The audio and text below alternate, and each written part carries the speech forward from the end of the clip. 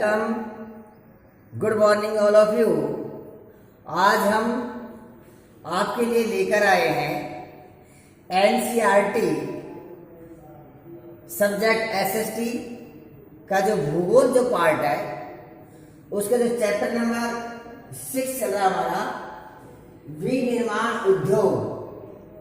विनिर्माण उद्योग में हम आज वीडियो नंबर 4 पढ़ेंगे, पार्ट 4। इससे पहले हम 3 पार्ट पढ़ चुके हैं। आज का जो हमारा टॉपिक है, जो हमारा प्रकरण है, वह है कृषि आधारित उद्योग।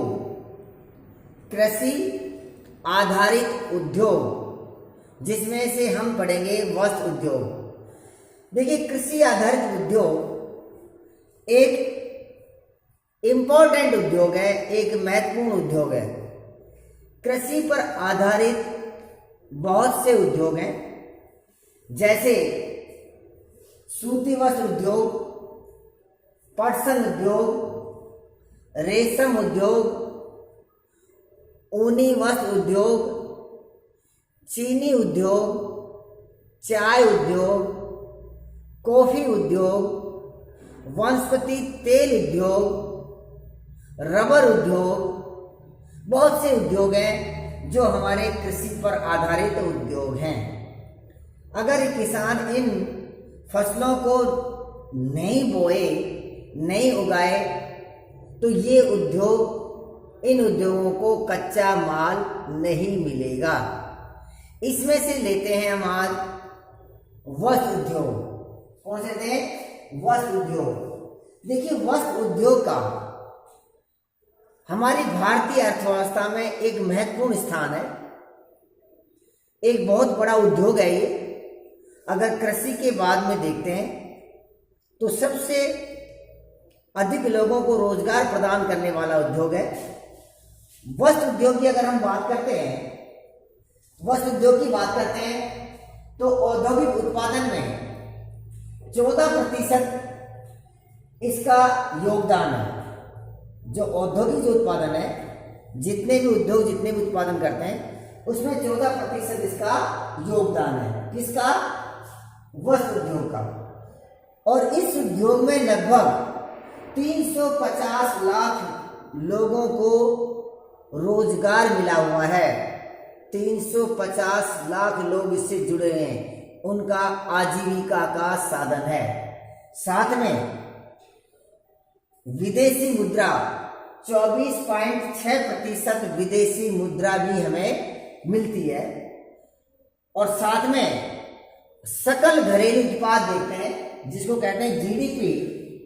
अगर सकल घरेलू उत्पाद, इसको कहते हैं हिंदी में सकल घरेलू उत्पाद, उसका योगदान 4% है। तो इस प्रकार से ये हमारी भारतीय अर्थव्यवस्था में एक महत्वपूर्ण भूमिका अदा करता है।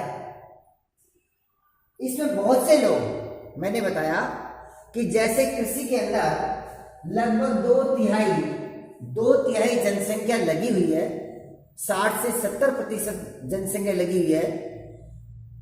कृषि के बाद में सबसे अधिक जहां लोगों को रोजगार प्रदान कर रहा है या आजीविका का साधन है, तो ये उद्योग है। अगर इसका देखते हैं कि कितने लोग, क्योंकि कृषि जो वस्त्र उद्योग है, इसके बहुत से विभाग हैं, अलग अलग विभाग हैं, कोई ना कोई व्यक्ति इसमें लगा हुआ है। जैसे रेशम उत्पादन धुनाई, कताई, बुनाई, रंगाई और परिष्कृत वस्त्र निर्माण। जैसे अगर देखते हैं तो वस्त्र उद्योग के अंदर कि रेशम उत्पादन, रेशा बना रहा है, जैसे कच्चा रेशा के लिए। धुनाई कताई से सूत तैयार किया जाता है। बुनाई से कपड़ा तैयार होता है। रंगाई और परिष्कृत, कि कपड़े को रंगना और उसको परिष्कृत माने बिल्कुल फिनिशिंग करना। और वस्त्र निर्माण, दोनों से मिलकर वस्त्र। तो अलग अलग ये पार्ट हो गए, इसके भाग हो गए, किसके? वस्त्र निर्माण से। अब हम देखते हैं हमारा सूती वस्त्र उद्योग। सूती वस्त्र उद्योग। सूती वस्त्र उद्योग की बात करते हैं तो सबसे प्राचीन उद्योग है। देखो कंपटीशन का भी ये क्वेश्चन है आपको कि अगर आपसे पूछा जाए कि भारत का सबसे प्राचीन उद्योग कौन सा है तो आपका आंसर होगा सूती वस्त्र उद्योग। भारत का सबसे पुराना उद्योग जो है सूती वस्त्र उद्योग है। सूती वस्त्र उद्योग प्राचीन काल में हाथ से कताई बुनाई की जाती थी। हाथ से कताई बुनाई की जाती, पहले हथकरघे होते थे, हथकरघे होते थे, हाथ से बनाया जाता है। जैसे आपने हमारे राष्ट्रपिता महात्मा गांधी की तस्वीर देखी होगी, काफी वे सूत काटते हुए दिखाई देते हैं, चरखा काटते हुए, चरखा चला रहे हैं, सूत बन रहा है, तो वे हथकरघे उद्योग के माध्यम से बनाया जाता है। लेकिन जब धीरे धीरे हमारा ये प्राचीन उद्योग जो चला आ रहा था, परंपरागत चला आ रहा था, हाथ से कताई बुनाई की जाती थी, पुराने मेथड थे, नई तकनीकी नहीं थी, कोई बिजली का प्रयोग नहीं था। लेकिन जैसे धीरे धीरे आगे की ओर बढ़े तो 18वीं सदी में 18वीं सदी के अंदर विद्युत करघों का निर्माण हुआ। जो बिजली के जो करघे उनका उपयोग होने लगा, जिससे थोड़े वस्त्र निर्माण में तेजी आई। साथ में औपनिवेशिक काल से ही हमारे भारत देश में, आज से नहीं, जब हमारा भारत देश दूसरे देशों के अधीन था, चाहे पुर्तगाली थे, डच थे, फ्रांसीसी थे या अंग्रेज थे, तो औपनिवेशिक काल से ही हमारे भारत देश में वस्त्र उद्योग चल रहा था। लेकिन जैसे अंग्रेज यहाँ पर आए, इंग्लैंड वाले यहाँ पर आए, तो इंग्लैंड वाले आने के बाद में, जैसा कि मैंने आपको पहले वीडियो में बताया था, अंग्रेज लोग यहाँ व्यापारी बनकर आए थे सन 1600 ईस्वी में और ईस्ट इंडिया कंपनी की स्थापना की थी। लेकिन बाद में यहाँ पर राजा बन बैठे, राजा बन बैठे, एक व्यापारी के रूप में आए और यहाँ पर हमारे ऊपर शासन कर बैठे। लेकिन हमारे देश के जवानों ने, नेताओं ने, सबने मिलकर यानी कि उनको यहाँ से हरा दिया गया और यहाँ से चले गए और 1947 में 15 अगस्त 1947 हमारा देश आजाद हो गया। तो इंग्लैंड की जो मशीनें थी, तो जब अंग्रेज यहाँ पर व्यापारी बनकर आए तो हमारे देश में कपास बहुत अच्छी रेशम की होती थी। तो अंग्रेज जो लोग थे यहाँ से कपास लेके जाते और तैयार माल लेके आते, इसलिए हमारे उद्योग को और थोड़ी यानी कि उन्नति मिली। लेकिन नुकसान हुआ क्या, हमारे हथकरघा उद्योग, कुटीर उद्योग ये धीरे धीरे नष्ट होने लगी। क्यों? वे मशीन से माल तैयार होता और हमारे हाथ से बनता। अब हाथ से बने हुए सामान को कम पसंद करते हैं, उसमें शाइनिंग कम आती है। लेकिन मशीन से बने हुए सामान में अच्छी शाइनिंग आती है, चमक आती है। तो इसलिए हमारे कुटीर उद्योग धंधों को औपनिवेशिक काल में एक बहुत भारी नुकसान उठाना पड़ा। पहला सफल सूती वस्त्र उद्योग, हमारे भारत देश का जो पहला सफल सूती वस्त्र उद्योग 1854 में मुंबई में स्थापित हुआ। अंडरलाइन कर लेना, बहुत इंपॉर्टेंट है ये, अंडरलाइन करना कि पहला सफल सूती वस्त्र उद्योग 1854 में मुंबई में स्थापित हुआ। क्योंकि आपको बताया कि यूरोप, जब हमारा भारत देश औपनिवेशिक काल में था, जो यूरोप 2 विश्व युद्ध से जूझ रहा था और हम भारतवासी, हम इंग्लैंड के अधीन थे, जो उस समय हम गुलाम थे अंग्रेजों में, तो इंग्लैंड के अधीन थे। इसलिए जब यूरोपीय देश विश्व युद्ध में संलग्न थे और हम इंग्लैंड के अधीन थे, तो इंग्लैंड को कपड़ों की बहुत अधिक मांग थी।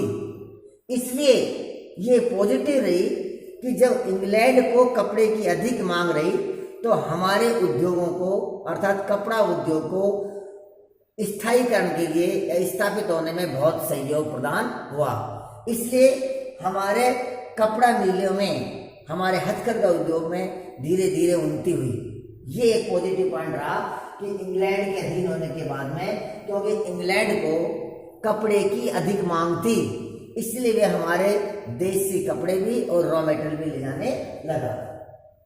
आज भारत में अगर हम देखते हैं, अगर आज हम भारत में देखते हैं, आज का मतलब इस पुस्तक के अनुसार एनसीईआरटी की जो इसमें पुराना डेटाज है, तो उसमें अगर हम देखते हैं तो लगभग 1600 सूती वस्त्र और कृत्रिम रेशे की मिलें हैं।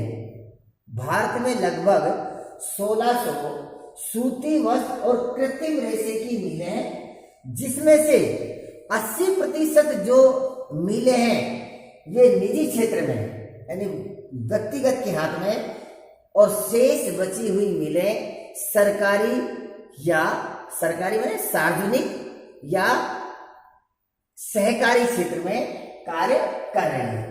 इसके अलावा हजारों मिलें ऐसी हैं जो हमारी बहुत सी मिलें हैं।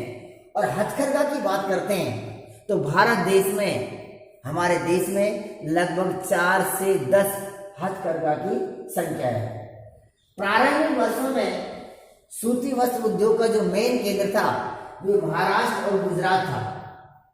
प्रारंभिक वर्षों में अगर देखते हैं तो महाराष्ट्र और गुजरात में सूती वस्त्र का एक केंद्र था। क्यों था ऐसा केंद्र? क्योंकि महाराष्ट्र और गुजरात में वहां पर कपास अधिक पैदा होती थी। और देखिए, किसी भी क्षेत्र में कोई उद्योग स्थापित होता है तो उसका कच्चा माल प्रभावित करता है।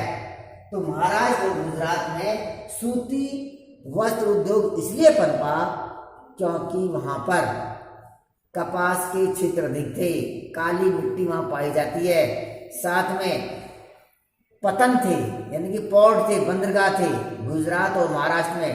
तो कच्चा माल और तैयार माल लाने ले जाने में सुविधा होती थी, सस्ते श्रमिक मिल जाते थे। तो ये कारण रहे। अगर आपसे एग्जाम में से पूछे कि प्रारंभिक काल में महाराष्ट्र और गुजरात में ही सूती वस्त्र उद्योग क्यों पनपा, सीधा आसान आंसर है आपका, क्योंकि महाराष्ट्र और गुजरात में सूती वस्त्र उत्पादन के केंद्र थे, समुद्र के किनारे, जिससे कच्चा माल तैयार माल लाने में कोई दिक्कत नहीं हुई, साथ में सस्ते श्रमिक मिल गए, और पर्यावरण जो वहां की जलवायु थी वो जलवायु सूती वस्त्र उद्योग के लिए उपयोगी है, क्योंकि सम जलवायु चाहिए समुद्र तट के ऊपर। तो सम जलवायु और साथ में आपके रोजगार के उन लोगों को रोजगार मिलता था। तो ये था महाराष्ट्र और गुजरात में कृषक रोजगार। अब देखिए, इस वस्त्र उद्योग से, जैसा कि बात कर रहे थे हम कि कृषि के बाद में ये दूसरा उद्योग है जो सबसे अधिक लोग लगे हुए हैं। इसमें कृषक रोजगार प्रदान करते हैं कि किसान का पूरा परिवार लगभग किसी न किसी काम में लगा हुआ होता है। जैसे कपास चुनने में, कपास की गांठ बनाने में, साथ में पैकिंग करने में, तो बहुत से लोग लगे हुए थे। तो अधिक से अधिक लोगों को ये उद्योग रोजगार प्रदान करता है। इस उद्योग से, सूती वस्त्र उद्योग से अन्य उद्योग को पनपने में, अन्य उद्योग को स्थायीकरण में योगदान मिला है। जैसे रंजक मिल स्टोर, पैकिंग सामग्री और आपका इंजीनियर उद्योग, इनको बढ़ावा मिला है। सूती वस्त्र उद्योग से इन उद्योगों को भी बढ़ावा मिला है कि ये भी अपने सामान अधिक से अधिक बनाने लगे हैं।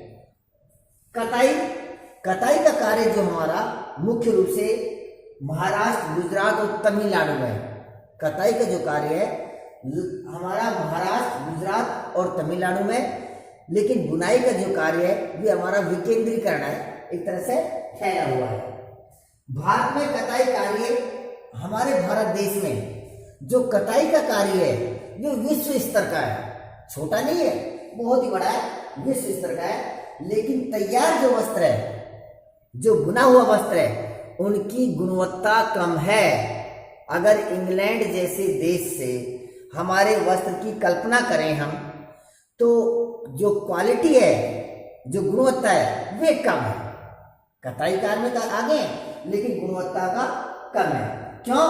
क्योंकि हाथ से बनी हुई वस्तुएं मजबूत तो होती हैं, लेकिन उसमें इतनी शाइनिंग नहीं आ पाती, चमक नहीं आती कि जितनी मशीन से आती है। और आज का जो कंज्यूमर है, उपभोक्ता है, वह चमक धमक को ज्यादा देखता है, उसकी मजबूती को कम देखता है। इसलिए आज भी हमारा सूती वस्त्र उद्योग विदेशी कपड़े के सामने नहीं टिक पाता है, अंतरराष्ट्रीय प्रतिस्पर्धा के सामने नहीं रुक पाता है। अर्थात कम मूल्य के ऊपर हमारा कपड़ा बिकता है और विदेशी कपड़ा, इंग्लैंड जैसे देश का कपड़ा ऊंची कीमत पर बिकता है।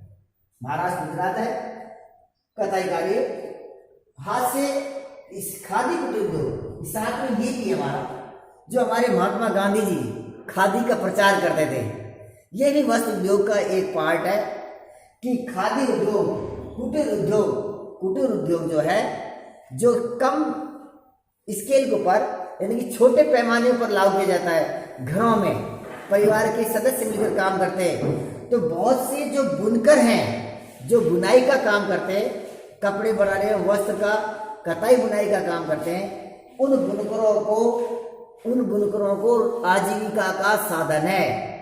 कुटीर उद्योग से बहुत से परिवार उसमें लगे हुए हैं, जैसे खादी निर्माण। भारत, अब देखते हैं कि हमारा जो सूती वस्त्र उद्योग है वे किन किन देशों से आयात निर्यात करता है। हमारा जो सूत है जिससे हम कपड़ा बुनते हैं, भारत जापान को सूत निर्यात करता है। किसको? जापान को सूत निर्यात करता है। तथा अन्य देश जो हमारे देश से आयात करते हैं, माल आयात करने वाले देश हैं, जैसे संयुक्त राज्य अमेरिका, इंग्लैंड, रूस, फ्रांस, पूर्वी यूरोपियन देश, नेपाल, श्रीलंका, सिंगापुर, अफ्रीका आदि ऐसे देश हैं जो हमारे भारत देश से सूती वस्त्र उद्योग का कच्चा माल या तैयार माल को आयात करते हैं। ये देश है। अगर तकवे की क्षमता देखें तो हमारी तकवे की क्षमता देखें तो विश्व में दूसरा नंबर में है। जो तकवे जो होते हैं सूती वस्त्र बनाने में काम होते हैं, उनमें विश्व स्तर पर देखें तो भारत देश का दूसरा स्थान है और पहला स्थान चीन का है। अगर हम तकवे की संख्या देखें तो एनसीईआरटी की पाठ्य पुस्तक के अनुसार 2003 और 4 में भारत देश में लगभग 340 लाख तकवों की क्षमता थी। क्योंकि मैं अभी बात कर रहे थे हम कि ये वस्त्र उद्योग ऐसा उद्योग है कि जो कृषि के बाद में अधिक से अधिक लोगों को रोजगार प्रदान करता है और साथ में ये भी है इस कच्चे माल से तैयार माल में अधिक मूल्य की वृद्धि होती है। जैसे उदाहरण लेते हैं कि जैसे धागा 85 रुपये प्रति किलोग्राम से होता है। जैसे धागा है, अगर धागा मार्केट में आप खरीदोगे तो जैसे मान लीजिए धागा का मूल्य है 85 रुपये प्रति किलोग्राम की दर से, लेकिन अगर उसी धागे से तैयार हम पतलून को बेचते हैं, यानी कि किसी वस्त्र को बेचते हैं, जैसे शर्ट है, पैंट को बेचते हैं, तो वे लगभग 800 रुपये किलो प्रति किलोग्राम से भाव से बिकेगा। देखो कितना महंगा है। जो 85 रुपये प्रति किलोग्राम से धागा बिक रहा है और पतलून को बेचते हैं तो 800 रुपये प्रति किलोग्राम से बिकेगा। ऐसे अगर एक एग्जाम्पल देते हैं, जो रेशा है, रेशे से अधिक बिकेगा धागा और धागा से अधिक बिकेगा कपड़ा और कपड़े से अधिक बिकेगा परिधान। अर्थात कपड़े का मतलब जैसे कोई कपड़े का थान है प्लेन, और उस कपड़े को सिलाई कर दिया आपने, कमीज बना दिया, पैंट बना दी या शर्ट बना दी, जो भी कोई कपड़ा बना दिया, पहनने लायक बना दिया, तो वे और महंगा बनेगा। तो क्या ये कि प्रत्येक चरण में मूल्य की वृद्धि हो रही है। क्या हो रही है? मूल्य की वृद्धि हो रही है। तो कह रहा है कि इस प्रकार से इस उद्योग का जो प्रत्येक चरण है, रेशा से धागा में वृद्धि, धागे से कपड़े में वृद्धि, कपड़े से परिधान में, तो प्रत्येक चरण में वृद्धि हो रही है। तो ये है हमारा कृषि आधारित उद्योग। लेकिन इस कृषि आधारित उद्योग जो है, इस उद्योग में कुछ हमारी समस्या भी आई है। ऐसी बात नहीं कि समस्या नहीं है। इस उद्योग को चलने में कुछ इस उद्योग की चुनौतियां भी हैं। तो कौन कौन सी चुनौतियां हैं वे हम चुनौतियां इसको देख रहे हैं कि जो सूती वस्त्र उद्योग है उसके सामने कौन कौन सी चुनौतियां हैं।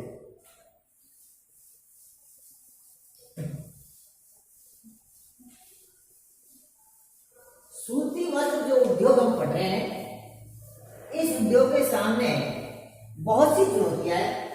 जैसे सबसे पहले हम देखते हैं तो धागे की एक समस्या है धागे निर्माण में, कि दूसरी हमारी पुरानी मशीनें हैं। जो पुरानी मशीनें हैं आज भी विश्व के जो दूसरे देश हैं जैसे इंग्लैंड है, उनके सामने नहीं टिक पाता है हमारा माल, क्योंकि आज हमारी पुरानी पद्धति है। साथ में अनियमित रूप से पावर सप्लाई है, जो पावर में हमारी सप्लाई नहीं हो रही, जो भी एक इसका मुख्य कारण रहा है। ये कह सकते हैं कौन कौन सी समस्या है। तो अब देखते हैं हमारे इस उद्योग में समस्या है। अब देखते हैं हम सूती वस्त्र उद्योग की चुनौतियां। जो हमारा वस्त्र उद्योग है, उस उद्योग के सामने कौन कौन सी चुनौतियां हैं। चुनौतियां माने समस्याएं। एग्जामिनर कुछ भी दे सकता है, आपको घबराना नहीं है कि सूती वस्त्र उद्योग की कोई 2 चुनौतियां लिखिए। सूती वस्त्र उद्योग के सामने कौन कौन सी समस्या हैं। एक सूती वस्त्र उद्योग स्थापित करने में आने वाले अवरोध को लिखिए।